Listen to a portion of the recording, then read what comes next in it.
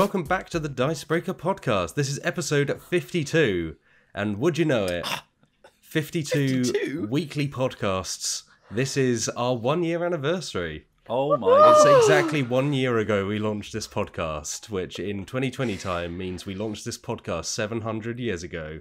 Or Congratulations, everyone. Yeah, or yesterday. Wow, 1 year. I should We have made broken it. out the champagne. Yeah. I'll instead Get be... the champers out. I'll be breaking out these omega-3 fish oil tablets instead. Just cracking Delicious. one open. Just snorting omega-3. Oh my gosh. We know how to party here at Dicebreaker. Yeah. We know how to keep those bones nice and strong here at Dicebreaker. I mean, we started as we meant to go on, and 1 year later, things haven't improved. I'm Matt Jarvis, I'm the editor-in-chief of Dicebreaker. I'm joined this week by all three of the current Dicebreaker team. I'm joined by head of video, Michael Wheels Whelan. Hello, it's me, head of video, Michael Wheels Whelan. How are you doing? Is that written on good. your business card? Yeah, they're No, really that's long. literally the only text. It's in Comic Sans. I'm good. I'm incredibly tired. I didn't get any sleep last night. I don't think anyone else did either. So if I fall asleep halfway through the podcast, then please It's not enjoy you. please enjoy the lovely sounds of my snoring. Yeah, I'm glad to announce that on our 1 year anniversary, we're pivoting into an ASMR snoring podcast. We're going into Headspace territory. I love Headspace. I don't know if there's multiple people who do it, but like I get the YouTube ads and the guy's voice makes me want to punch something. I hate it. My wife absolutely hates it because I listen to it while I'm going to sleep, and it's a lot. It's very calming, but it's very calming in that very it's as you'd expect from like a relaxing kind of thing where it's like the waves are lapping at the shore. But like Matt, The barrel I think floats you've got up and down. quite a nice relaxing voice, whereas this guy's like, now we're just gonna turn off the lights in your body one at a time. Imagine your toes are turning off. It's like, oh my god, who hired this guy? I would recommend it. I think the narrated ones it can depend on the narrator. There are ones that are just kind of like ambient noise of forests or whatever. Yeah. Which my wife also I does not use like those. because if it's like lapping water, you just need to go to the toilet every 5 I need minutes. to pee anyway. That would just be a nightmare for me. Oh god. Shout out to Rain on Monastery Roof. That's all I'm saying. I love this one. I love this tune. This Mine one is goes jazz. round. I'm feeling so relaxed. We're of course joined also by Alex Lolies, video producer. Hello, Lolies. How you doing? Hello, episode 52, Danny LaRue. Who's Danny LaRue? LaRue. Well, I'll tell you, because I was like, who the hell is Danny LaRue? So I Googled it. And Danny LaRue is actually an Irish singer and entertainer, best known for his onstage drag persona. So, which I really like. And I think that's a great way to celebrate 52 episodes. The only bingo I've ever been to has been drag bingo, so I feel like that's pretty appropriate for me. There you go. It's right. full circle. We're like an Ouroboros now. We're just eating our own tail. Yeah, we're like a bingo ball. Yeah, we are like a bingo ball. I've just seen as well, he was born in Cork. That's where I'm from. Oh, okay. Okay, well, I'm sorry, but that's good. This is good news. No, that's good. Look, the stars align. Yeah, he was like born in like 1927 or something, so I guess he must Wow. have been like big when bingo was invented. I don't know. Probably, yeah. Bingo calls were invented, I guess. But yeah, that's 52, Danny LaRue. That's quite cool having like a bingo call named after you. Yeah, it's pretty that's big. the inspiration I aim for, yeah. That's where I'm aiming for. What would be mine? Nothing rhymes with Freeze? Something Lolies. freeze? Wheels. What? 43 eels. 40 freeze. Oh, Lolies. three, it's Lolies. All the freeze. You'd be free, right? All the freeze. Alex Lolies. Yeah, but That's- the bingo only goes up to like 90. Look, we're reinventing the 33. game. Look. Matt Jarvis. Yeah, good luck. Yeah, nothing works. Meehan, Yeah. none of these names no. work. Matt would be 23. My first Dragon name Ball rhymes Z. with an unfortunate number of things. 23 Dragon Ball Z is great. What? 23? Dragon Ball Ball Z. Z. Oh, that is good. And of course, rounding out the team this week, we have Alex Meehan. Hello, Meehan. How are you? I'm alright, I'm just laughing at my own joke. That's the best way to be. That's how we handle our podcast. Yeah. We are, of course, here, if you couldn't tell, which you probably can't, to talk about board games and RPGs and tabletop things. And as always, as from the very first episode, continuing this winning format, we're going to talk about what we've been playing this week. Let's start with Lolies. Let's start with you. What have you been playing recently? I think for the first time in about 52 weeks, I've actually played stuff. That's what it feels like, at least. Yeah, I've been playing things this last week. A lot of them are due to work. I'll say that much. So, Quacks, Shocking. Splendor, Shocking behavior. and Din were all games that I played because we made videos on them. All of which Coming soon. all of which will be coming soon. None of which will have been out by the time this podcast goes live. But obviously, Quacks is one of my favorite games. I play all the time anyway when I can, so that everyone knows that. Splendor is one that I hadn't played before, so you should expect it. You've never played for that one. I was going to say, you've never played Splendor. I have Lolies. never played Splendor. It's funny as well because I used to go to, they do like these tabletop nights, or they used to, a loading bar in Dalston on Tuesdays. And the guy who runs it, Tim, like is a good friend of mine. And I remember the night that they did Splendor, and I think I was supposed to go that night. And I was like, and then I didn't go, and I was really annoyed about it. That I didn't go, and now I finally got a chance to actually play it, and I really liked it. And we filmed it like earlier in the week or late last week, and I've been playing it loads since. I got my friend to download the app as well. We've been playing it lots, and I keep losing. It's so annoying, but it's also fun. We got the app for like £2 as well, so Yeah. I don't know if that discount's still going. By the It's time this always in podcast's one of out. those humble bundles. Yeah. Aw. The Splendor app Steam. became one of those ones for me and my wife every time we were on a train, which not recently. Yeah. But every time we were going somewhere, it's just like, let's play around with Splendor, like while we're spending 20 minutes on this train. It's a really good app. It's a fantastic game. It's really, really good. Wait, do you have the app on your phone? Yeah. Oh, do you know what? I actually did download the app on my phone, I think, as well, but I haven't tried it yet. But it's good, yeah? Okay, good. Yeah. It's really, really good. Yeah, and then Din, obviously, Johnny and Wheels had done a Let's Play of Din before, so I finally got a chance to try it as well. And there's actually a new deck, so Wheels was playing with the new deck, and I just played with them. I think I played with the same deck that Johnny played with. You were playing the one I played, the Beasts. Oh, you played, okay. Which I think I won with. I actually can't remember. Okay, well, to find out if I won with the deck, you'll have to watch the video. And then I got to play a couple of physical games as well. I played Quinto, which I've talked about a million times on several different platforms, which is obviously one of my favorite roll and writes. And OK Play, which is a game by Big Potato Games, who I used to work for. And it's like a little tile laying game that's similar to Connect 4, but there's like a little bit more to it. Like you're connecting 5, which is like when you say that, people are kind of like, Innovation. oh wow, it's completely different. But it actually is quite different. I don't know if you've played it before, Matt, or Yeah, I think I had. Is it? Is it the purple one? Purple and green or something? It's- there's a 2-player one which is purple and yellow, yeah. Purple and yellow, yeah. But there's a 4-player one as well, which comes with different colors. I was just a bit confused because it's called like Cinco Linko elsewhere. I think they might have. Yes. Yeah, it's called Cinco Linko in America. Right, yeah. Cinco Lingo in America. It's cool because I think like the whole thing of it is you can teach it without like there being major language barriers, right? Because it's Connect 5 on a table, which is like a really nice idea, and it is super simple. It comes in like a little stack. It's like a little carry thing with the stacks of Carabiner, tiles. yeah, comes with a Yeah. carabiner. It's like literally meant for traveling, so you can like hook it on a bag or a belt or whatever. I used to when I used to work at Big Potato at shows, I used to always have it hooked on my belt, and I used to just like swing it around, and be like, "Look, you can carry it around anywhere."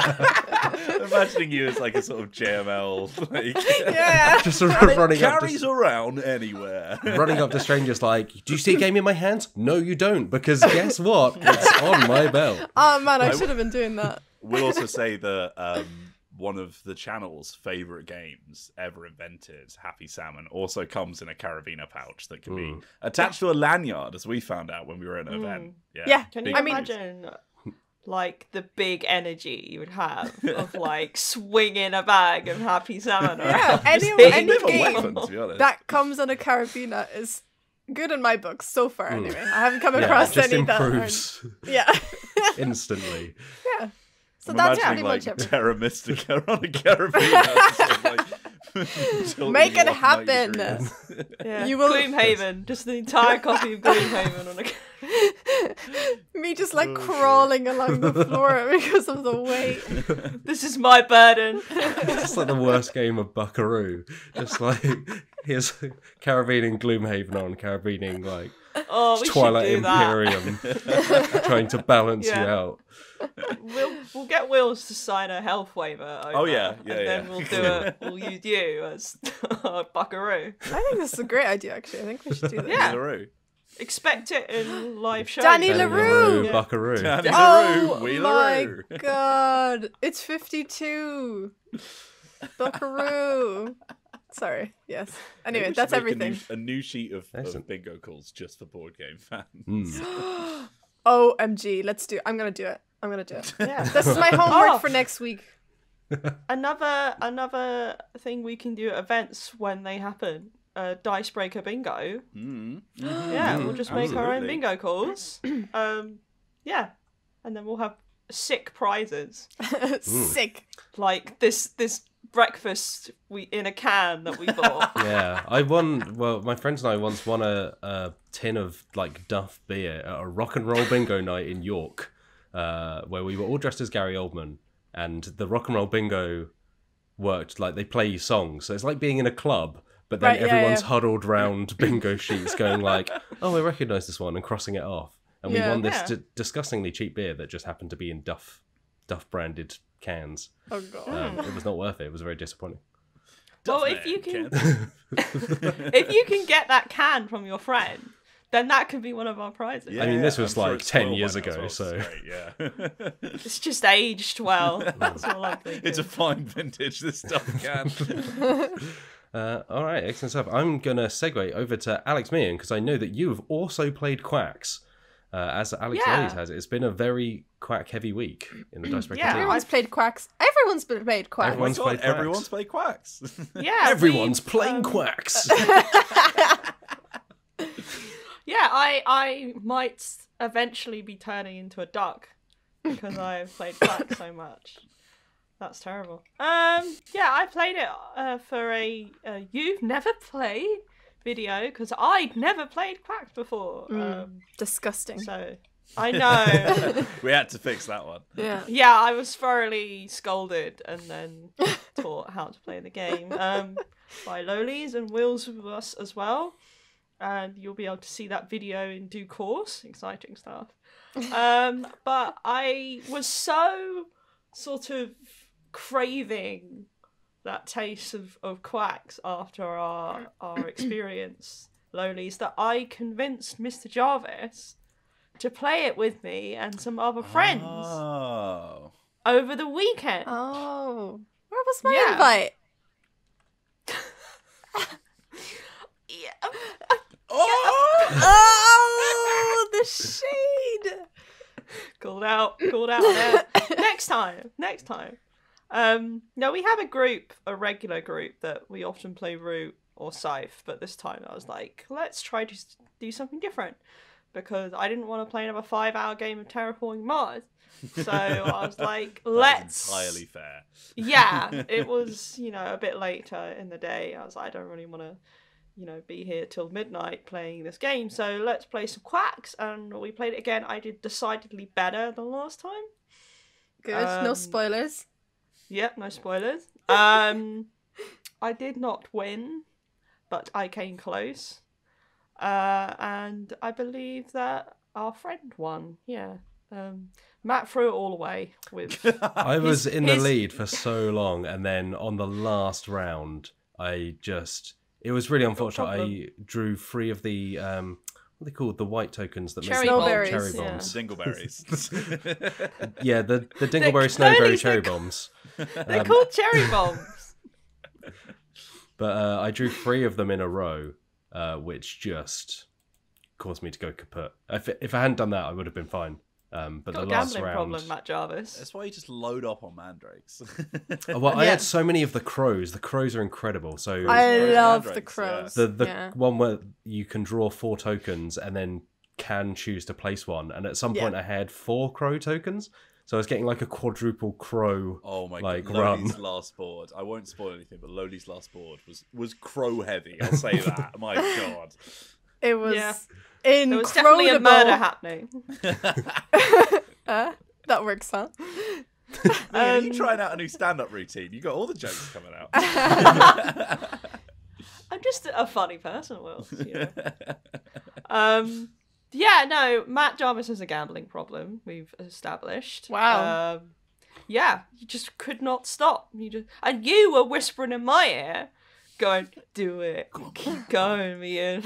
I got Yeah, well, you know. the next token in the bag. I'm not playing a push your luck game to just stand there and go, yeah, play it safe here, I guess. Like, I'll draw I until think- I'm... I think every push your luck game is just made better by people being like, keep going, keep Yeah, doing exactly, it. right, Go on. That's why I love that it's simultaneous as well, because you can see other people and you're like, oh, if I just drew 2 more tokens, I get past them and I get to roll the die. It's so good. I love that game. When literally we were playing it for the You've Never Played, and I was like, why haven't I bought this yet? I love this. Yeah, no, I kind of want a copy now. Like Yeah. I think the one criticism I think we all shared, because the friends we played it with hadn't played it before either, and they seem to really enjoy it. We're not huge on the art style. Like, I like the way the pot looks, but I don't love the design of the characters and the box. In my I did a Why You Should Play on Quacks like 100 years ago, and literally I talk about how because it was a friend of mine who introduced me to it, and he had a copy of it, and I remember him taking the box out and me being like, looking at the box and being like, this looks terrible. That is exactly what I first thought about it when I saw it. Yeah, but then like for me the game is so good. Like I think I bought it like almost straight away, and I became obsessed with it very quickly, and I have like all the expansions, I think. And I'm actually literally while we're talking about this, because I've been looking at these for like 2 years now. You know, they've got these like Geek Up bits that you can get like the little plastic acrylic things. I've been looking at them for ages, and I've always been like, no, they're too expensive. But I'm literally on the website right now looking at How them much being do like, they cost? they're like $42. Whoa. Yeah. Yeah. Because that's more expensive than the game. The game is like £30 or something for the whole game. Yeah, but how much do you like Quacks, Lolies? I love it so much. There you go. But I would say the gameplay does outweigh my criticisms of the art style. And the pot looks great. I like the way the pot looks. The mod that we played on TTS was wonderful because it had so Matt and I, the one we played over the weekend. Oh, did you play a different mod from us? We played a different one, and it had like the person who had made this had gone like above and beyond. They put like little bubbles in the pot, and like when you exploded, you would flip a thing around, and a puff of smoke would come out of the pot. Yeah, that's pretty Oh my good. god, I can't believe we didn't use that one. I oh know, my I just god. saw it So existed. good. Wow. Gosh It darn was really impressive. So someone clearly loves Quacks, whoever made that. But A lot of us do, apparently. we played that. I played some Seven Wonders. Nice. Which I enjoy it. Like it I'm not, wild about it. I do like it. It's a good game to sort of just pop out and It's one of those classics, isn't it? Yeah. Yeah, I think I feel the same. I really like it, but it's not like I don't love it. It's like a good game. Yeah, like it's a good game to just sort of kill some time with. I like the fact that it has like loose strategy elements, and the fact that you have to have some form of like, okay, this is the plan, this is kind of what I'm investing in, but it's so quick to play and so straightforward that it's like a strategy like light. It's like, this is very quick, and if it doesn't work out, then it's not a huge deal because you've not had to invest a load of time in something and then feel like, oh well, I'm boned now, aren't I? I do enjoy that game. It's really good, and stay tuned for something on that in the future, but not necessarily on the Dicebreaker website. Oink. It's on Eurogamer to be. Right. Before anyone thinks that Meehan's leaving or writing for a competitor, we do a monthly thing on Eurogamer where we recommend a board game. I want it to be mysterious. I know, but Meehan otherwise people are going to be she's like launching a Patreon by yeah. being on a podcast. Just doing Seven Wonders though. Just Seven Wonders stuff. And I also played Libertalia. Way, I love Libertalia. Yeah, I managed to rustle a group of friends together because I was like looking on Board Game Arena at what was on offer, and I was like, oh, Libertalia's on there. I haven't played that in a while. And we had a big group for it, which meant that it took a little while because quite a lot of us hadn't played or couldn't remember how to do it. And I think part of the experience was mired by that because a lot of it was we're just trying to figure out what we're doing and what some of the card descriptions are a bit confusing sometimes. They can be interpreted in certain ways that I'm like, I'm not sure if it means this or that. But I did really quite bad. Which is standard. But for some reason, people were just dunking on me, like in the first campaign that we were doing, split into 3 campaigns. People were just dunking on me. They were just like giving me cursed. Like someone used a monkey on me and gave me all their cursed token, and like someone was using the sword on me and killing the people in my den.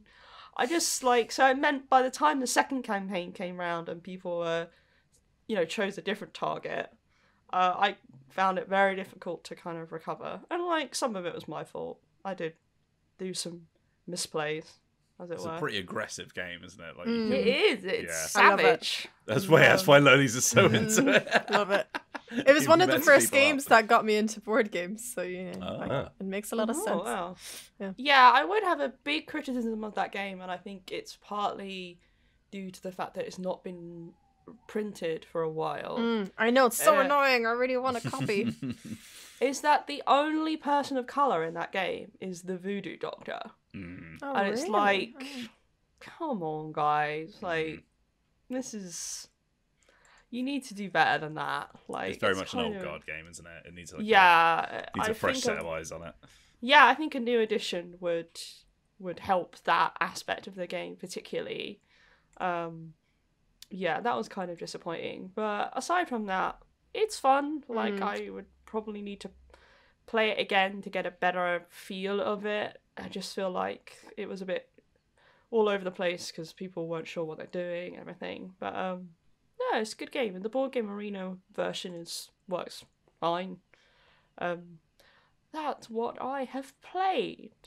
All right. Wheels. I'm gonna. Wheels. No, I'm gonna jump in here. No, it's my turn. Apparently. No, I've got a segue set up. So we've been chatting about Quacks, which of course you put bits in a bag. And yesterday I played another game that involves putting bits in a bag and putting Matt bits Jarvis in a bag. will do anything for a segue. Yeah. You line them up, I knock them down. Groveling on his hands and knees. Well, you've made this one so it. smooth and painless that, So I backed last year, maybe even 2019, end of 2019, Bullet Heart, I think is the technical name for it, which I think we played on a video, Let's Play a long time back, maybe with Johnny, so for those who don't know, it's from Level 99, who do things like Millennium Blades and Pixel Tactics and Exceed, the fighting games. Bullet is basically like a shmup, the video game genre of flying ship around, bullet hell, kind of dodging stuff.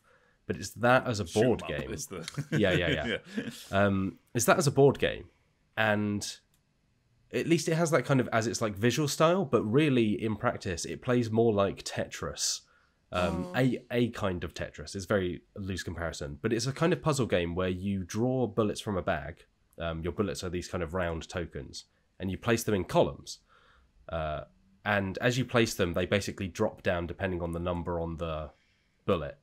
And you are trying to then use a limited number of action points to manipulate the bullets around and form certain patterns, which then lets you clear them off your board and send them to the person next to you, which is kind of like how competitive Tetris works in a lot of ways. There is a boss battle mode as well, like a co-op mode and a single player mode, which a long time back, I think you and I played with a friend of yours. Yeah, we played with my flatmate. Yeah. And that was really good. Like the co-op mode is really interesting as well. It's like a very different, distinct thing. But I was playing last night with my wife, and we were playing the competitive mode. And Bullet's still really good. Like I say, I backed it on Kickstarter after playing the Tabletop Simulator demo because I was so enamored with it. And it's just it's not like another game that I've played in terms of how well it captures that puzzly feeling. Like, you're meant to play with a timer of exactly 3 minutes. So there's like an official soundtrack on Spotify, which is very, like, you can tell that they just played a load of like mid-90s to kind of mid-noughties, like bullet hell shooters, like niche, like cave games and stuff like that. It's very of that style. But all the songs are exactly 3 minutes, and you're meant to play against the clock. My wife had never played before, so we actually didn't use the timer yesterday. But it's just a really fun game. Like, the rules are pretty simple, and once you know the basics, like, you have individual characters who have different powers. Like, you're trying to line up patterns and clear them. You're getting bullets, and you're trying to, clear as much as you can. But at some point, you have to place all the bullets from your bag every round.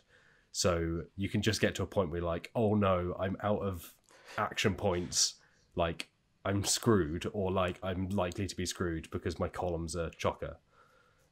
It's a really good game. Like, I can see myself playing it for a while to come. Oh, that's good. And Matt, is there another particular reason why you like this game so much? Tell us. What particular reason might there be why you might like this game, Matt? I don't know what you're insinuating.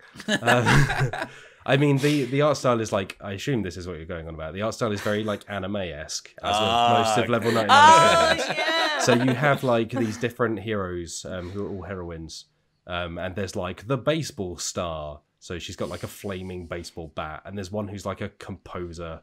It's very over the top, but there's like bits of lore in the rule book about all of them. I think the lore is that they're like defending the earth from something.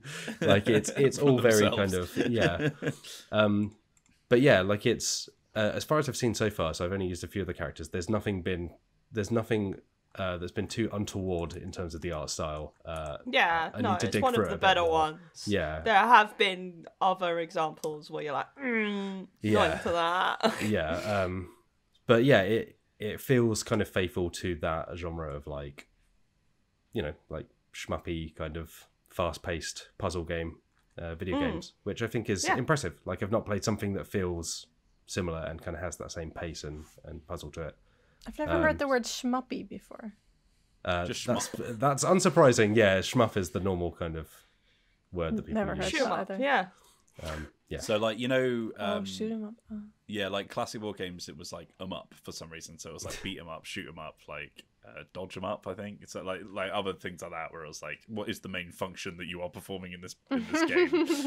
What is the main function? But obviously, games have gotten a little bit more complicated since, so they don't really work quite as well. So yeah, I'm really enjoying that. I think they've just announced an expansion that is called Bullet Orange. So like Bullet is spelled with a little heart emoji, and Bullet Orange is a little orange emoji. I think it has some characters from the Orange Juice series, which I'm not familiar with. Bullet well, God, aubergine coming out. Is that like the not safe for work expansion that you get from other games? Bullet aubergine. Oh God. So yeah, I'm really enjoying Bullet. Like I said, I backed on Kickstarter, so take that as what you will. But I have no other affiliation other than I liked it and then decided that I wanted to copy. The other thing I've been playing, other than Quacks, is Arkham Horror Mother's Embrace, which is the video game of the Arkham Horror series. I can't believe this, Matt Jarvis. What? Video game? Well, it's based on the board game, though.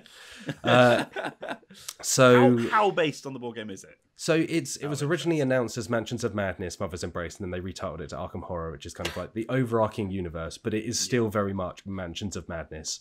You walk around as the investigators from the Arkham Horror series. You look at clues. You fight monsters occasionally. So the exploration isn't turn-based, unlike the board game. It's all real-time, 3D environments. You walk around, you look at stuff. the bad voice acting goes, a clue.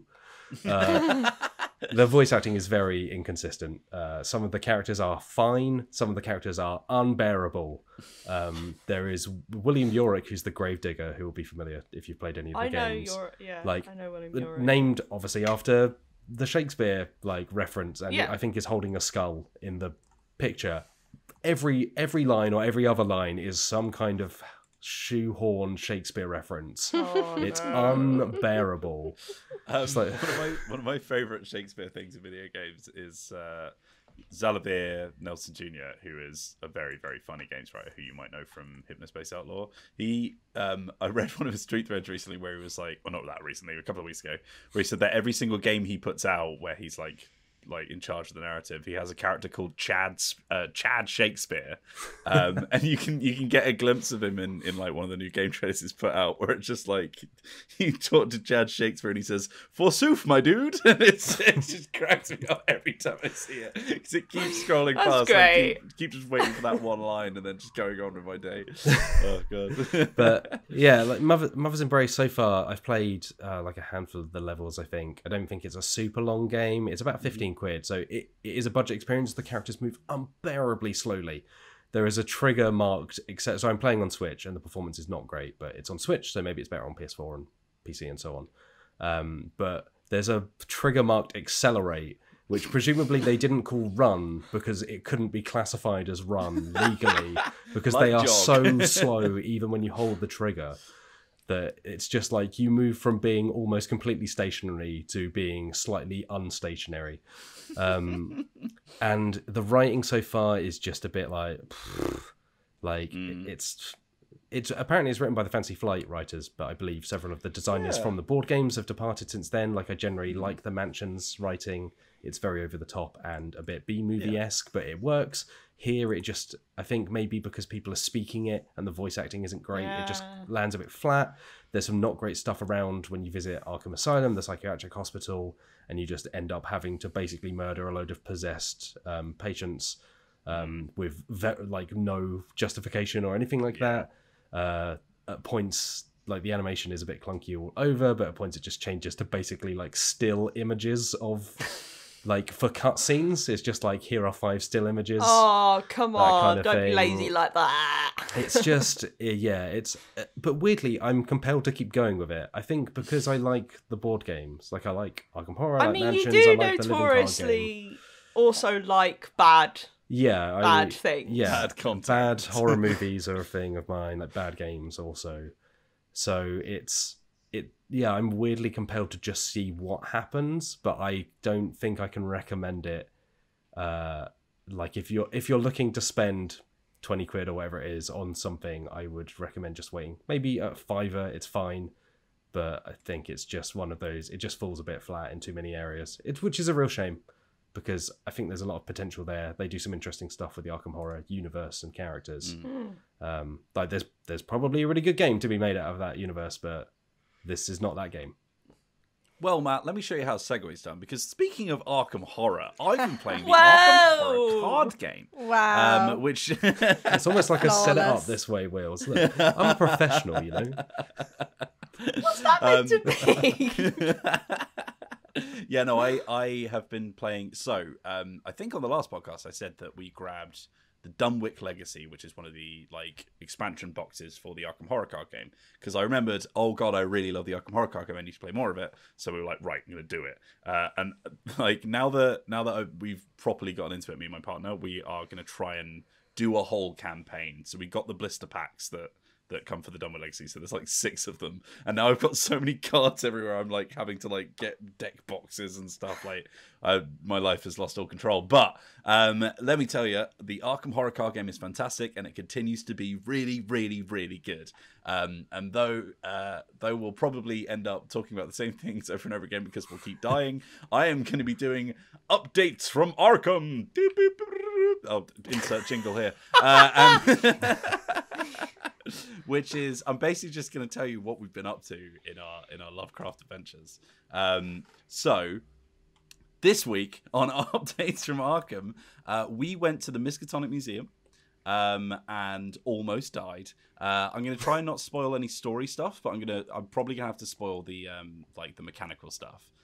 So what my favorite thing about the card game so far is that like every single scenario feels really different. Like they've tried like a new fun mechanical thing. So it's like when, you know, like Magic the Gathering or whatever release like a new pack of cards and they've got a few new mechanics in it. But instead it's like, hey, we're going to play this like small version of the game which has this brand new mechanic in it, which is going to make it really interesting. So, for example, in the museum, we had like this, there was only one enemy in the entire deck, but every time you defeated it, it went into the void and came back stronger. So it was like every single time it was like harder and harder to kill. And we finally got to like the main objective was to get to like this one area where we were trying to find the Necronomicon. And we found it, and then the Hunting Horror appeared, like the strongest it's ever been. And the card effect is, you cannot investigate clues whilst the Hunting Horror is in your location. We were like, oh god, oh no. So we were just kind of like stuck there for ages.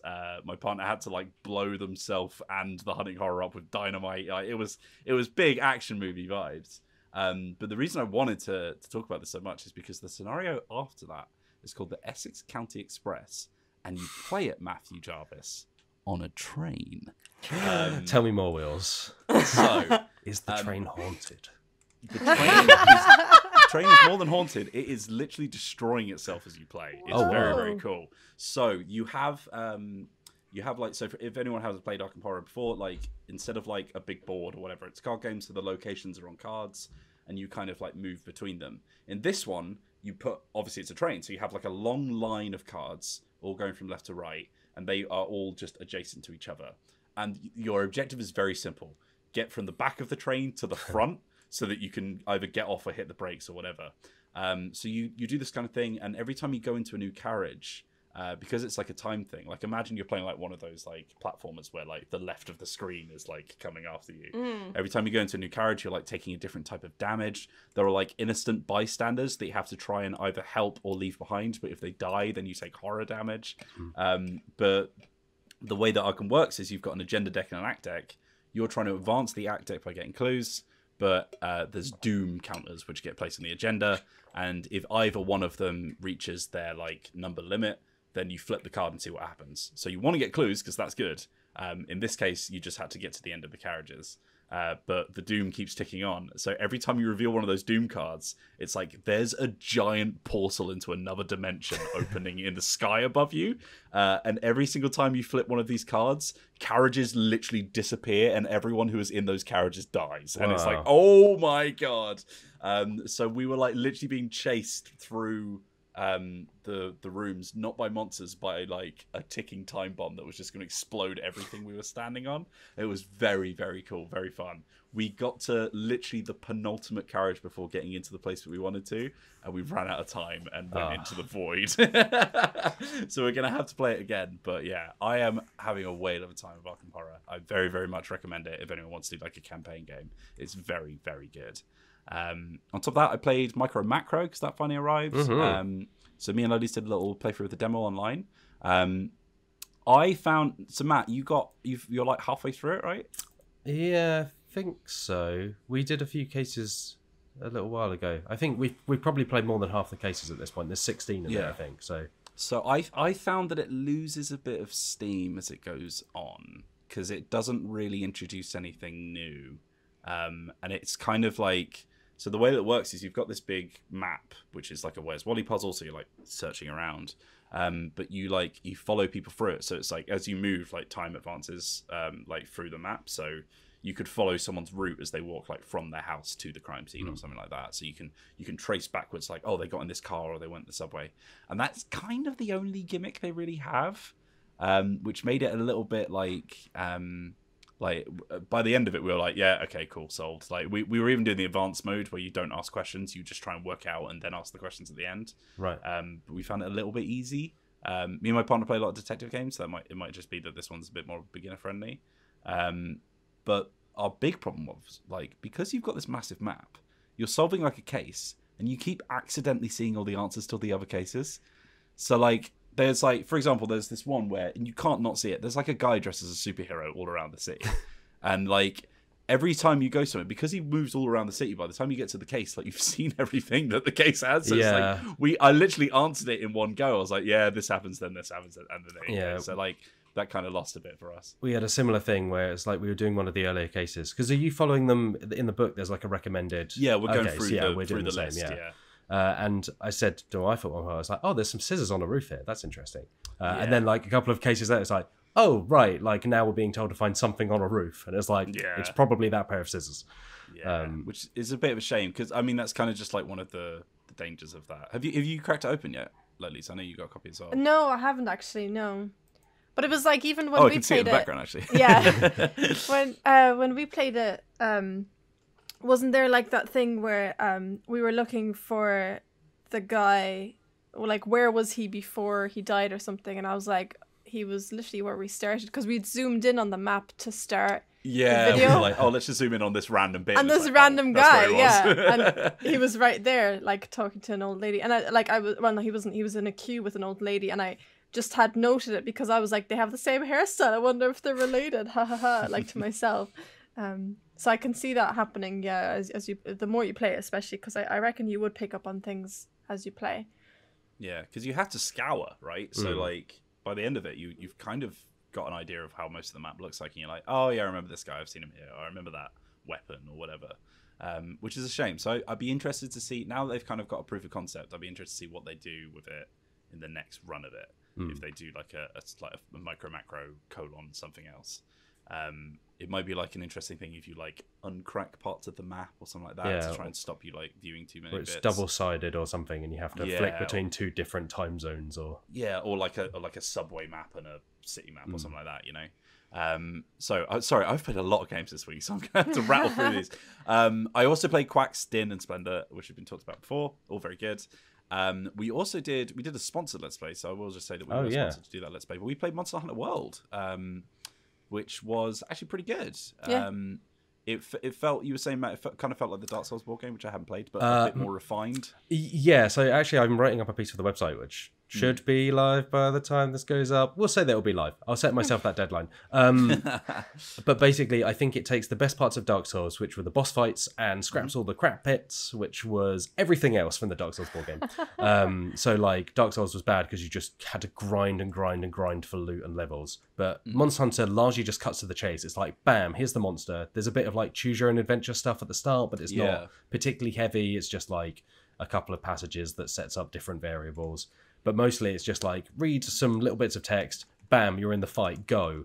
And as, I think, like the resident Monster Hunter person, shock, I found that it did actually feel pretty genuine to the video games, like in the ways that all the weapons were different, like Lolies with the sword and shield was much more kind of agile and able to pull off combos, like you had the dual blades. I had the great sword, so I was slower and I could do fewer kind of actions per turn.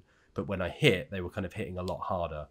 Like stun as well, right? Yeah, and that feeling of kind of moving around the edge of the monster and predicting its movements to try and break its tail or break its face or, you know, Break its bum. break its bum. Yeah, I was trying to dance around that, but here we go. Yeah, I think Toto's got this new habit of jumping on my PC. Every time he does, I'm like, please don't stand on the power button. I might need to get one of those little caps you get for buttons where you like flip it to like it's an ignition or something. Like like. But yeah, I think it's really promising. Obviously, we need to play more. We didn't really get into the campaign stuff. I think they say that the campaign can be up to like 70 hours. So I don't know how that's where the grind going will to come be. in. Because they showed us like a big tech tree of like crafting tree of like here's how you make all your new armor and stuff. And it kind of implies that like the video, because the video game's pretty grindy as well, but it kind of leans into that. So it kind of implies that you have to like do multiple of the same mission over and over again to get the materials you need. And the materials were kind of like, I think they had a bit of a random chance to which ones you get as well, based on the scout fly level or something like that. Yeah, but you could break specific things to guarantee those items.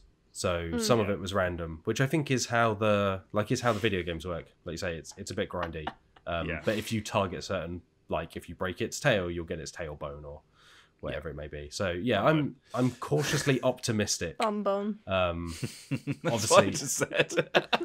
I think it's on Kickstarter maybe by the time this goes up, I think it's launching soon. yeah, April I think 3rd so. or 20th of something. April. Oh, 20th. Oh, wow. Okay. I'm way off. Yeah. Yeah. Bit off. So- yeah. Yeah. Yeah. My tattoo. But it's a big yeah. old box of miniatures and stuff. So it's Yeah, it's very much it's in a that Steam vein. forged Yeah. video game Yeah. box, like you kind of expect it by now. Yeah. But yeah, like it's a licensed game, and yet we still had fun, which I think says a lot. Yeah. But the other thing that I've been playing, and we're really running out, we've spent like 45 minutes talking about games, so I'll be quick on this, is Magic the Gathering Arena, and I'm now silver rank Wow. with my deck, so I just want to point that out. I showed off. Lolies and I. It's better than bronze. It's better than bronze. That's all I can tell you. We're happy for you. Yeah. We're Thank very you. happy for you. But I built a deck because I got this one card that I really liked that was like a Valkyrie from the new set, because I think it's Coldheim or something, which is like the Viking stuff, like themed one. So there's loads of Valkyries and they all kind of like work together. So I've got like a Valkyrie themed deck. And then I found this other card that somebody else was playing against me, and I was like, oh, that looks cool. I might go like craft that using the materials thing. And built that into my deck, and suddenly I just started winning and winning and winning. And now I'm in like silver rank and I'm doing okay. And I posted a picture in the DB Slack, and Chase, our sort of like news correspondent, was like, "Oh, you're at the bleeding edge of the meta wheels." I was like, "Really? I did not know that." Because I just randomly put some cards together, and it just happened to be the deck that people were playing, which is kind of handy. But yeah, I've been actually having a really good fun time with it. I haven't spent a single cent on it. Like, I've just been doing the free to play stuff, and it's been decent. So Cool. give it a whirl. All right. Play. Let's roll quickly into news. We'll be blasting through these headlines. Up first. Yeah, the chopper's in high speed right now. Yeah. Whirling around. Alex Meehan, tell us about the new game from Matt Leacock of Pandemic fame. Whoa. Okay. Still breaking. Yeah, Matt Leacock is making a new game called Climate Crisis, which looks like it's essentially going to be pandemic but environmentalism. So the New York Times. Matt Leacock Yeah. keeping it real over here. Yeah, Keeping us all grounded when we're Yeah. trying to get away from the problems of the world. is responsible for the source of this article. Spoke with not just Leacock but Elizabeth Hargrave and like a few other designers about the game. And yeah, it's going to be a co-op game. You'll work together to try and deal with emissions and like lower those and provide ways to improve the situation that we're finding ourselves in now. There's no confirmed release date for the game or publisher, but it exists. It's still being developed, I believe, and yeah, it sounds interesting. Definitely, highlighting a problem that's really important right now. I will be like slightly interested as to what the mechanic is for solving the climate crisis, because it could, like, if they kind of are a little bit too I don't know how to word this because I'm not an expert on the climate crisis, but there are things that sort of like, like, oh, we'll plant a tree for every like PC that we sell you or whatever, where it's So like it seems more like a band-aid than an actual thing. Putting it on individuals rather than the corporations that actually Exactly, yeah. contribute. Yeah, so some of, I think the examples that were in the article of cards that players could use can build clean energy structures like solar power plants or improve, recycling efforts. So yeah, I don't know if there's going to be an emphasis on, hey, corporations are doing a lot of the damage here, maybe we should focus on what they're doing. But yeah, that's all we know so far. So it's exciting, Matt Leacock making a co-op game. It sounds very similar to Pandemic. People like that. There you go. Be interested Is to there see. a card? Oh, sorry, carry on, Matt. I was going to say, I'd just be interested to see how much it differs to Rising Tide, the pandemic that was about, I think, flooding in the Netherlands. It was one of the Survival Series ones. Yeah. Because that had similar, I think, aspects of, obviously, flooding, but trying to build barriers and direct the floods. From what I have heard, it's maybe not among the strongest of the pandemic titles, but I think it's interesting that that kind of framework is being applied to these different, relatively important topics, doing what board games can do to at least spread the word at the very kind of base level. Yeah. Cool. Right. I was going to say, is there a card that lets you put Jeff Bezos in jail? But Matt had a bit more of an interesting point. All right, next story. Ouroboros, Coils of the Serpent. The new D&D 5e setting from Blizzard folks. Meehan, you also wrote this one and spoke to them about it. Yeah. I've got to try and work out how to say this. So Ouroboros, Coils of the Serpent. It's a new setting based on D&D 5e. So the system they're using is D&D 5e, but there's going to be some significant unique elements to the setting. So this has been co-created by Chris Menson, who basically used to do world building for Blizzard. So he's worked on Diablo, World of Warcraft specifically, Overwatch I think as well, done some work for, along with, I can't remember the other co-founder, it's embarrassing. Apologies for that. Mike Gilmartin, is that right? That's the one. Mike Gilmartin. Yeah. Thank you, Lolies. They're releasing this source book that's like an introduction to this world that they've created. There's possibly going to be more in like a series, but the first book is called World Book Lawbrand. Yep, because the world is called Lawbrand. It's got elves and dwarfs and whatever, but also it's got some unique races that they've created, or species that they've created themselves. I think there's some images of them. Guy with tentacle head. Yep, that seems to be. He's got a tentacle head, Meehan. I know. What's that He's got a tentacle. I don't know, mate. And he's got catfish whiskers. Yeah, some kind of fish man. And there's going to be some maybe steampunk elements, I think, involved. So there is a news article just sort of running through the main aspects of it, but there is a full-on interview Q&A article you can read if you want to get the full experience of what this is going to be. It's going to be launched on Kickstarter on April 20th, funnily enough. Everything's landing on 420. Everything's landing on 420.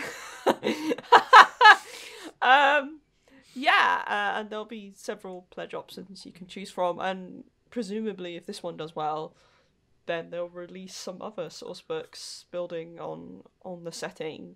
So this is the first thing that Warchief Gaming, the company that Menson co-founded, is putting out. So yeah, I mean, I'm not a huge fan of fantasy settings when they don't do anything particularly, like, nothing really stood out to me as being like, oh wow, that sounds interesting, apart from maybe the Ouroboros thing where you can get certain powers from the Ouroboros, which is like the world serpent, not, I don't think, the same as the Norse one. And if you use some of those powers, then you can potentially turn against your allies and maybe even become the villain of your campaign. But I would say that's the only, to me, that was the only thing that really stood out. A lot of the rest of it kind of sounded like, that's a fantasy thing. Yeah, and it's like based on the campaign that Metzen ran as like a teenager or something, right? And it's just like... Yeah, we got a lot of those already. Yeah, we were lacking D&D 5e books based on someone's fantasy. Yeah, which is a real shame, because like I'm a big fan of Blizzard games. Like I think I've played all of them basically. It's like and the worlds in them and the characters in them are really interesting. Like, it's one of Blizzard's strengths, and Metzen was involved with a lot of that during his time there. And this feels like a bit of a it just feels weirdly generic in a way that you wouldn't expect from someone of such a high profile. It feels like a bit of a vanity project, I think, if it's like sort of I've been playing this since I was a teenager, and it's like, okay, cool, that doesn't mean that anybody else cares. Like, I think a lot of us are just tired with settings like this, particularly in the tabletop world. They're kind of a dime a dozen, and it kind of feels like maybe we kind of wanted something a bit different. So yeah, like when it comes to RPG settings at the moment, I'm definitely more intrigued by not fantasy setting or ones that kind of subvert the genre a bit more. This one definitely feels like your bread and butter. There is magic, there are swords. Yeah, and papering over D&D's framework doesn't necessarily fix the more inherent problems in it. Yeah, that was a question. I did ask a question during the interview specifically saying, hey, there have been some racial issues in D&D. There still are.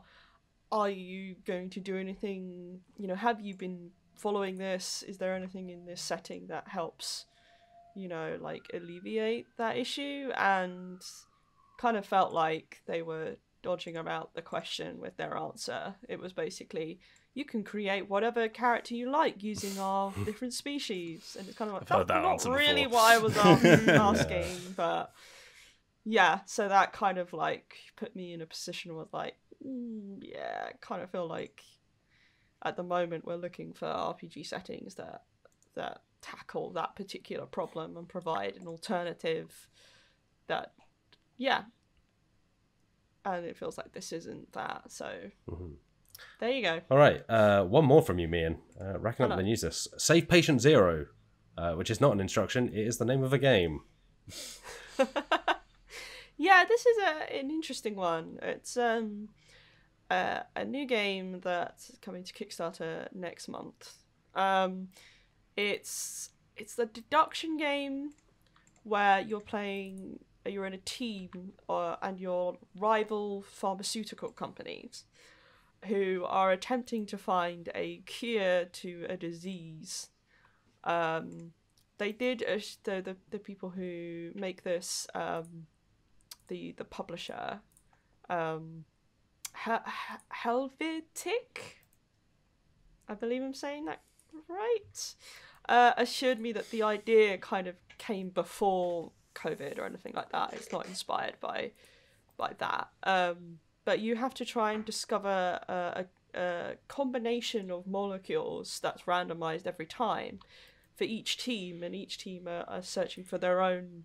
So each team are searching for the same combination of molecules, and they use the different cards to kind of perform different actions to narrow down the possibilities of what molecules it could be. And there's one person who plays a game master, who you have to hand the cards to, or whatever tool you're using, say, and they have to sort of go through the process to give you this is the response to this card you're using. So one of the cards or one of the tools you can use has a little see-through clear thing on it that you can put over a board, a section of the board, and then the GM can point out to you which of the molecules you're highlighting are included in the correct combination. It's a mixture of that, and everyone kind of has their own hidden screen to hide their results and what they're doing. It sounds interesting. There's going to be a 2-player mode which adapts things.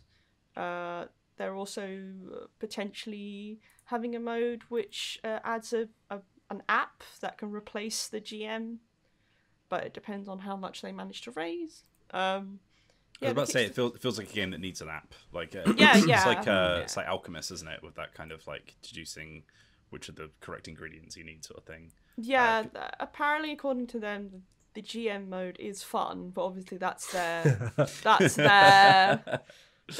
sort of perspective on it. I can't confirm whether it is or not. But yeah, I think it's coming on April 20th as well. Look, it's all going on. It's all kicking off. So yeah, there you All go. right, cool. They all really thought they were being like quite clever by doing that. No, they've absolutely screwed themselves. There are two more news stories. They're relatively heavy ones, so I'll whiz through them, but I would advise you go and read the full stories on the website because it's a lot to cover in a podcast and they're kind of more serious and complex discussions than we can cover in the space of 5 minutes.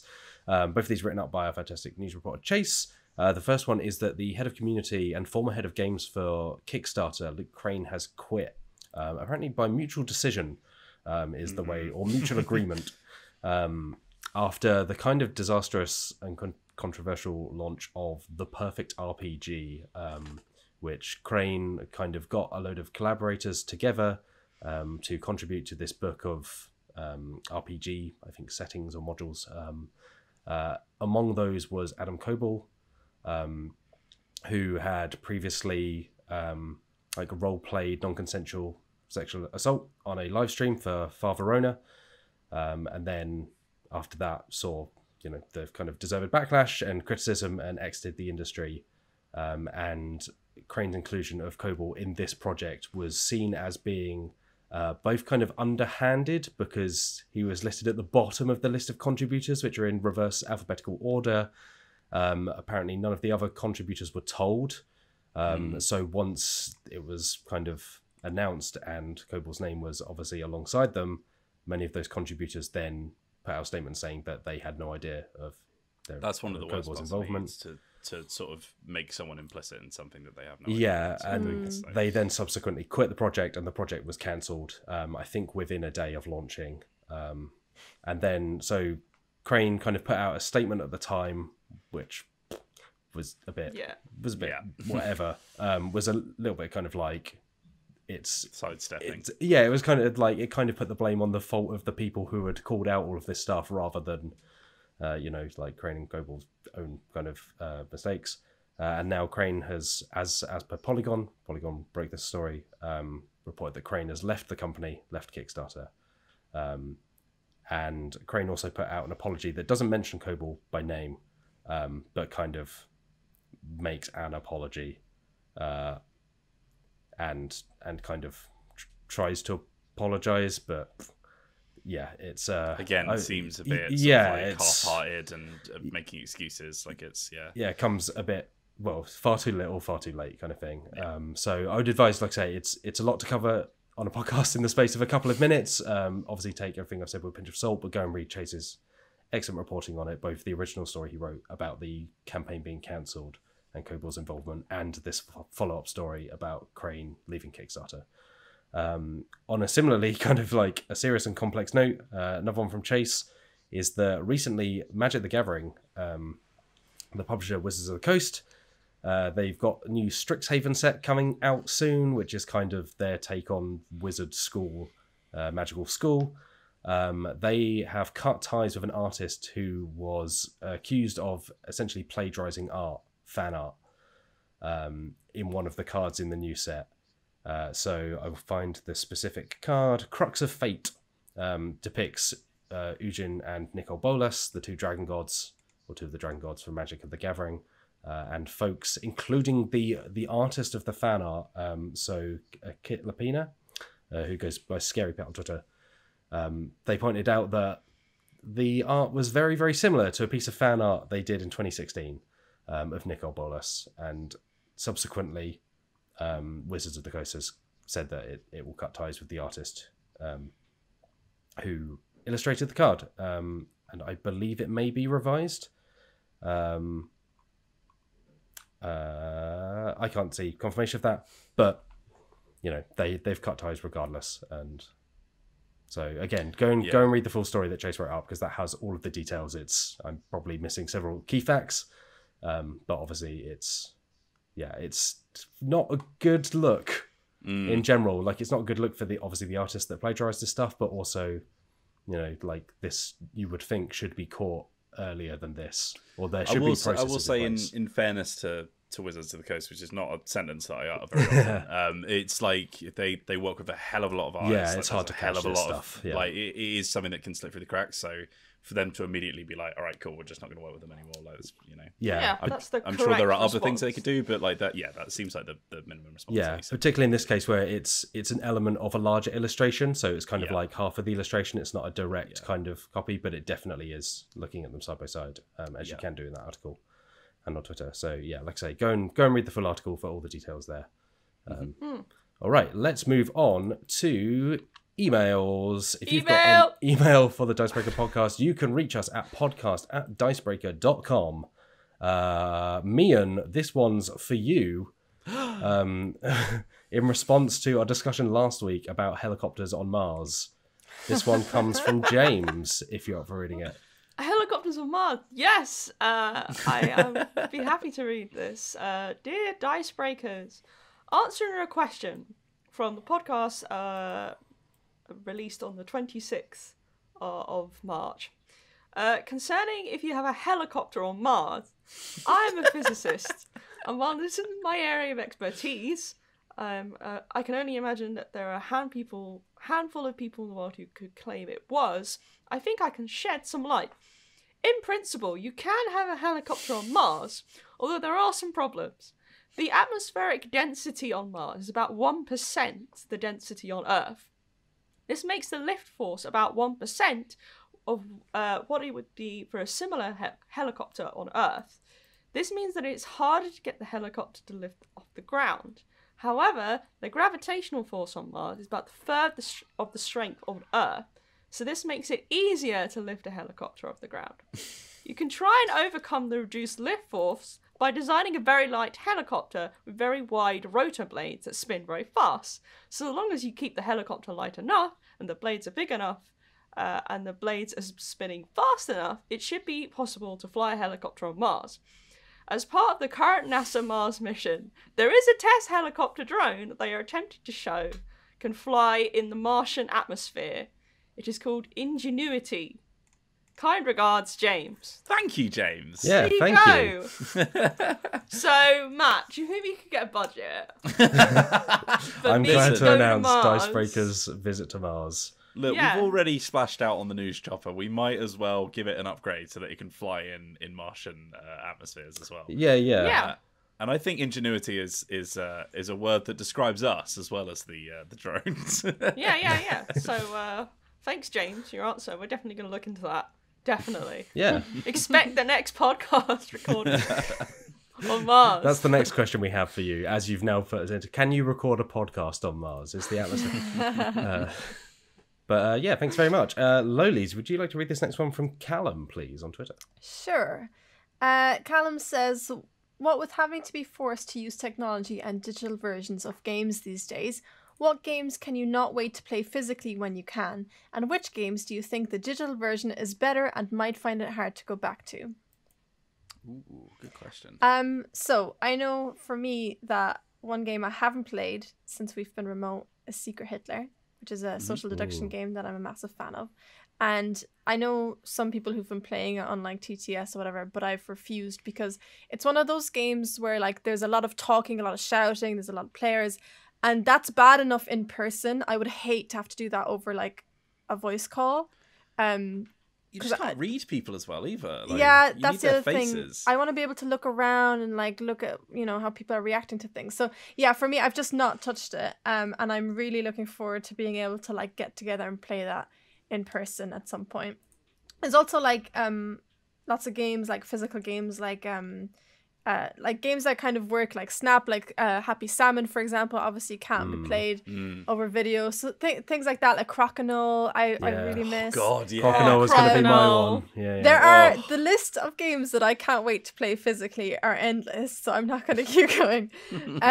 But there are games where I kind of prefer the digital version.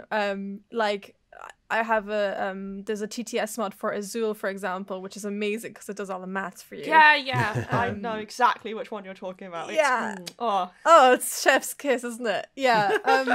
Like I still like Azul IRL, but it's just like when it does everything and it's all very easy. It's the clacky little tiles. Yeah, there, you those. don't- I love yeah. those clacky But little tiles. they clacky in the TTS version. Oh, as well. you don't feel the clacky, and you don't get to ruffle your hand in the But way. you don't feel could all the hold the clackies. clacky in your hand as you play on TTS. No, it's not the same. Azul tiles feel like the kind of thing, you know, when people chew on gold to test if it's real gold. They're the kind of thing you just want to just give a little nibble to. a little- Like, no, ooh. Matt, don't put them in your Yeah. mouth.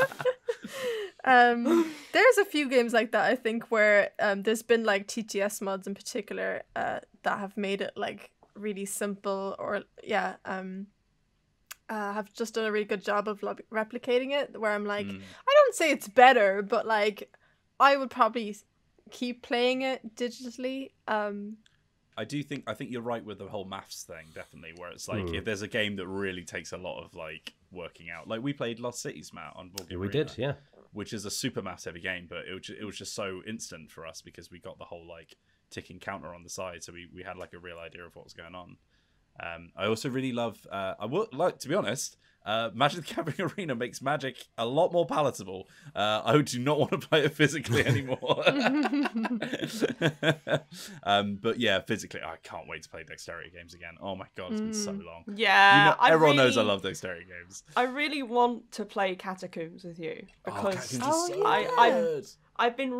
I've done a few news pieces in the past about Catacombs, and now I'm like, I want to experience this. We've so got bad. the newest edition as well that was lovingly sent over. I know. By, Never by got the to play it. publisher, literally just before the pandemic hit, and like and they emailed and they were like, "Have you thought about doing a let's play?" It's like, I'm sorry, we can't. Like, it's literally the one game we just can't play right now, but we will. We will. I promise.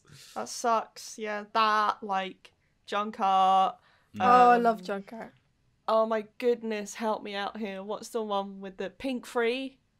Like pink or Team green free? Team Free. Oh, That's Team the 3. one. I love Team 3. We Team should 3 definitely is so do that when we come good. back. Oh, Dread. we I should- think we spoke about doing Dread. Yeah, at some we point, were right? gonna Dread's great. play a game of We Dread. did do um, We did a stream before, with the Aspinate gang, didn't we? Yeah. Yeah. But Dread's we were brilliant. going to do it. Yeah. We did, of course, we did Rhino Hero Superbad Oh! on stage at EGX Res. That was so good. And our jokes about punching animals did not land because nobody else was in the pub with us the night before. How dare they not get it? I miss dexterity games. I love dexterity Yeah. games. It's one of my favorite genres. I can't play it. I'm just absolutely itching for the first chance I get to break out that Crokinole board with Oh, a gang of Crokinole. friends and just be like, look, you've gotta Yeah. Crokinole tournament. That's the first thing on the schedule. Before the pandemic hit, like Johnny organised like a kitty so that we could all get one for the office, and now none of us can use it. Yeah. I was just going to say, have we done a video on Crokinole yet? Because the new person me made... and Matt did a let's play. The last day Oh, in did the that go office. live? Oh, okay, I was going to say, otherwise we could have done like a You've Never Played with a new person. Whoa, that's still a you've never played though. That's still a you've never played. Yeah, so if So, the new look. person hasn't played it, whenever the new person starts, that might be another video we could do That's when we the, get back. the That'll be rite the of christening. initiation for anyone that joins Dicebreaker is Crokinole. Get some bevies, do a little... we could do a little... we could I do would like... love to do a Dicebreaker tournament. That would Yeah, be I was so just going to say, yeah. we could do like a little tournament and get some bevies and stuff, and that'd be nice. Yeah. Well, we're at an odd number, so we'll have to work that out. That's So alright. we'll have to have a We'll get somebody in. Well, you can be the buy. Well, there you go. I would say on the digital games that are sometimes better, I love Root, but I think Yeah. playing Root digitally and just having some of those more complex kind of chewy rules Yeah. handled by the game itself. Also, it looks great. Like I'm not... Well, I definitely wouldn't have played Root as much without playing the digital version so much, but I'm not sure I would have fallen as heavily in love with it if I hadn't played as much. So I've only played the physical version once, and that was way back when I played it for the first time. When you had the red and black lumberjack with the hat to match. Yep. Yeah, indeed. And then I've only been playing the digital version since, and it's really good. But I am desperate to play all these games that I've fallen in love with over the past year, like Scythe, Root, like Clank. I just want to play them with other people because it's that sharing experience, isn't it? It's like, yeah, like my friends and I have literally sat there dreamed about like playing the copy of Scythe I now have. But I've not, it's still like a lot of it's still in the packaging because I've not been able to play it. I also really want to play Eldritch Horror. I just really want to play Eldritch Horror right now. Like, and I don't know if there's a good digital or TTS version. I think there is a scripted version I've looked at before. It's super popular, so yeah, I'd imagine there is. Yeah, but I just this game I've sat here and just thought I just really want to play that right now. Right now. I will say when we all get back in the office, like whatever that short run of videos ends up being, like after we're back in the office, are gonna feel electric. Oh yeah, we're gonna be so hyperactive that we're not gonna be able to focus. So much chaotic energy built up over the last year and a bit. It'd be like a nuclear explosion. All right. Wills, would you like to read this next one from Jason? Speaking of coming out of the pandemic, finally. Well, thank you for your question, Jason Coffin, who asks, once the pandemic is under control, if you could go anywhere in the world for a 3-week vacation on a not too limited budget, what would you have to eat for lunch on the second Tuesday? What? Oh, Jason. Thank you for have your a paella. brilliantly specific question. Oh, I do love paella. I think yeah, paella sounds great. We'll go for wherever we can get paella then. We'll get some in Spanish, ladies. Yeah. See, free week vacation. I feel like the first week you're there, right? You have the local delicacies, you try that. By the second week, I think you hit that point where you're like, no, you're right. You get to that point where you're like, look, we've got to do what's done traditionally and go to McDonald's and see what like local variations there are. No, like I remember going to I do not agree. going to Rome and there was like I've been battered to a olives. Singapore McDonald's. Yeah. They've got some wild stuff there. Yeah. No To be way. fair, we were out drinking, so it's like, you know, it wasn't like us having dinner. It was us having like a quick burger after drinking. So it wasn't like a And also big it's meal. it's lunch, right? You know, you save the big kind of Or stuff for dinners. I'd have a Greek gyros, one of those yummy. Like a gyros, yeah. Nom, I nom. would. I don't know. I'm gonna get the biggest sigh in the room ever. I just want So when I went to Japan, I knew that was coming. Mean, did you I go knew to that was Japan? you coming. knew it was coming. Oh my god. never Guys, knew. do you know that No. Meehan went to Japan? Wow. Yeah, get out, exhaust yourselves. We had some like really fancy food, but one of the best things I ate there was there are these just restaurants. I call them restaurants a bit much. They're more like canteens that you go to that are in like department stores, and one of courts. them. Oh, what? Food courts. court, Yeah. And one of them did like it's an omelette. They call it omu rice, but it's an omelette like with rice in it. Is that the one you cut open and it all just like Yeah, it all spills comes out. Whoa. And I had one of those, and oh my god, I just want that. That sounds Like, great. Big. It was Yeah. amazing. That, and then for dessert, matcha ice cream. Like there was like a Mr. Whippy matcha ice cream that I had. That was amazing. I feel like you can't be in your 20s or 30s, like early 30s, late 20s at this age, without like at one point wanting to go to Japan or have been there. Like, I've been dying to go it's like the forever. millennial Yeah. dream. Yeah, I'm desperate to go. It's a great place to. I loved it. It was fantastic. I Oh my want god, to I've go just again. looked it up. It looks great. This omu rice thing. Oh, Omu yeah. rice, yeah. Okonomiyaki as well. Oh. It sounds incredible. God. Yeah. Yeah. Want Man. all the things. I'm hungry now. All right, let's Yeah. move on to Yeah, this next I'm question so really- we can finish up and eat. Thanks for your question, Jason. Meehan, would you like to read this one from Weihan Lim, please? I can do, yeah. Weihan Lim asked, entirely inspired by Matt's slip of the tongue in the previous episode, Hello. what would have brought... You're like a 70s comedian. Like Oh, hello. Ken Dodd. Oh, hello. Well. What would a board game about podcasts look like? Oh God.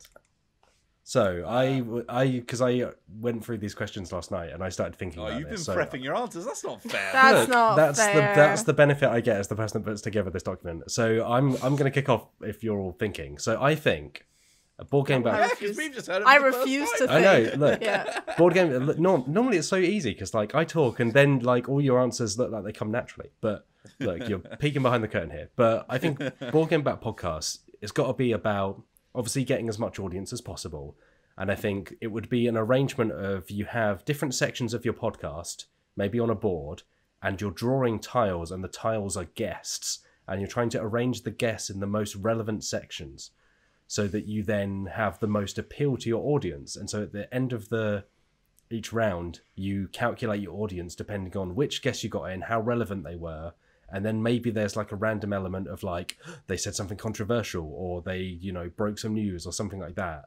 And that's like a die roll or a card or something like that. But I think it's got to be about the arrangement of the podcast itself rather than Wow, like Matt, I can't believe you came up with that just now. I know. Yeah, I can't Wow, off the believe cuff. it. See, now I think, and this, Really this is impressive. going to be even better as an answer because I just thought of it right now. I think it would actually work pretty well as an asymmetric game because you've got so many different types of podcasts, right? So yeah, you've got your like guest talk show, but you've also got your like weird one where you like go really in depth on one specific like topic that you are both really passionate about. You've got maybe there's like one player who has to do like the true crime podcast or whatever, and they've all got completely different rules for trying to achieve the same thing. I have two ideas, and they're both specific to the Dicebreaker podcast. Okay. Because I want to make a board game about this podcast specifically. Meehan's Push Your Luck Chopper. So, no. So one of them would be about a very real terror that we experience on a regular basis, which is it would be a push your luck game about whether your podcast's actually recorded or not. So, but only Meehan can play it. yeah, so it'd be something like you have to. There's some sort of reward for recording this many podcasts without testing your equipment. It's like OBS, the board game. And then like you might get to a point where you tried to push it too far and you've just lost a 2-hour recording, or the voice quality is really bad, or the video doesn't work, or something like that. And the other game would be, which is the game I play every time we record the podcast, which is, can I make Wheels laugh? That's an easy That's Yeah, it. I was going to say that's a really easy game. I love it. That's why I like it, because it's really easy. That's your nice little snakes and ladders variant. of just Wheels, make wheels, laugh. farts. No, that didn't I'm work. sorry, Landed Lolies, bad. I you've genuinely Yeah, thought you'd no. frozen Sorry, with like you've lost. perfect, like Toto just landing on the button at that exact moment. I have an idea that I just came up with just now, seeing as I didn't have 24 hours to No prepare for preparation. this. No 24 preparation hours. whatsoever. So I'm a big fan of area control games, and I think that you could almost like reskin Monopoly to a certain extent and like make an area control thing where like you're trying to reach your podcast, kind of similar to Matt's original idea that he thought up about 500 hours ago, but that you like have to try and reach as many different audiences like around different areas. So you're like that's there's an good. area control, and then there's an element as well of like of getting like you have to try and get advertising for your podcast. So there's like I don't know how that works, but there's like that comes into it where you like plop that in somewhere. I don't know, and maybe it's like there's a relevance thing. I think I'm essentially just like tagging on to Matt's idea, but that I think there should be like an area control. No, I think that's Thing. really good actually. The area control stuff. Yeah. Matt, how about this for a game? I get a button that I press in, it says emails really loudly. How about an I was asymmetric game thinking- where the host tries to keep it on topic and all the other No, players are genuinely, trying to I was steer it? thinking like a version of Buckaroo where we hang tangents on Matt Jarvis. I love it. Love it. But yeah, thank you for your question. And that will do it almost for this week's Dicebreaker podcast. But before we leave you, Lolies and Wills, what have we got coming up over on youtube.com/Dicebreaker? But you know, it's Yeah. coming like, The questions Well, I throw at you off the we cuff. are- You know this bit. We've done a year of these now. Yeah, and I'm so Well prepared. at this point, I Yeah. reckon. I mean, so you'll be listening to this on Good Friday, so happy Easter over the weekend. And Yeah, over it's the Good weekend, Friday because the podcast is coming out. Yeah, the goodest It's only a of Good Fridays. Friday when the Dicebreaker podcast is out. And guess what? The Dicebreaker podcast comes out every Friday. So we'll have me and Lolies playing Din with the new horror deck, which is pretty exciting. On the day after, you'll watch us playing Splendor with the app that we were talking about as well. Then if you're in the UK, you can enjoy a nice, relaxing bank holiday Monday. And then the Wednesday after that, we'll be playing Oath with myself, Lolies, and Matt Jarvis, with Cole Worley, the designer. We all neglected to mention that at the beginning of the podcast when we Yeah, I said what forgot have that we we been played playing. Well, now it's even more exciting because people will be like, "What? We can You talk didn't about say it you next played week." Oath?" Yeah. Yeah, we'll talk about it next week. We talked about a lot of games at the start. to be We fair. did.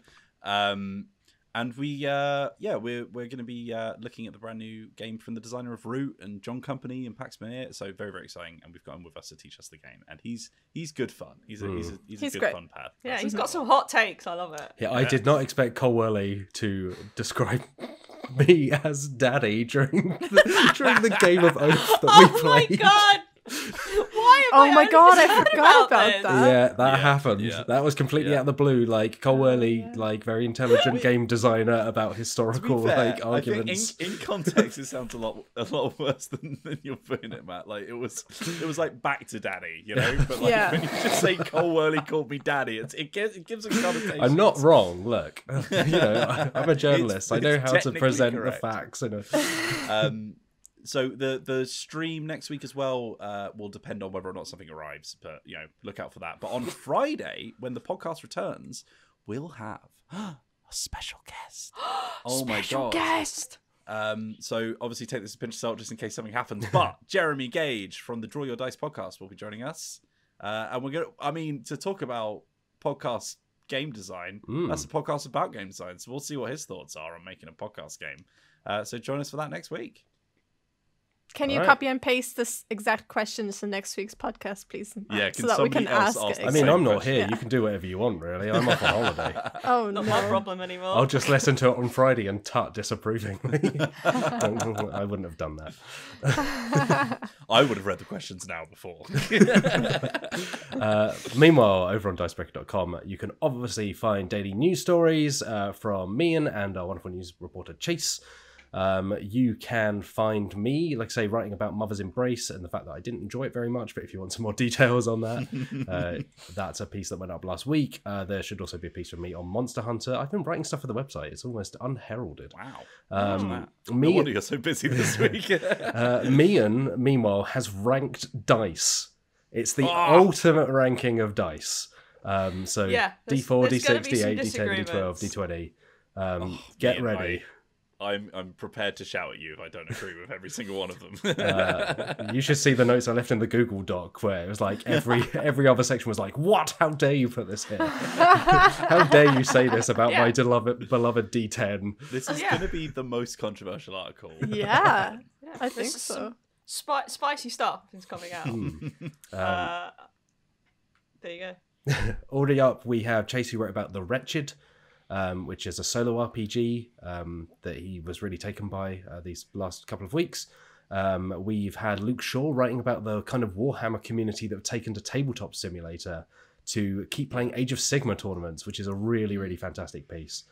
And also, hopefully coming up, but it, depends how long she needs of it, Sam Nelson has been playing The Initiative, which is the new game from Corey Konechka of Star Wars Rebellion and Mansions of Madness co-designer and Eldritch Horror co-designer and Twilight Imperium 4 and so on. That's his new game out of his new studio, Unexpected Games, which, it's shaping up to be really interesting. It's kind of like a campaign-based game, which is why I don't know exactly when that review will be in yet, but it will be in soon.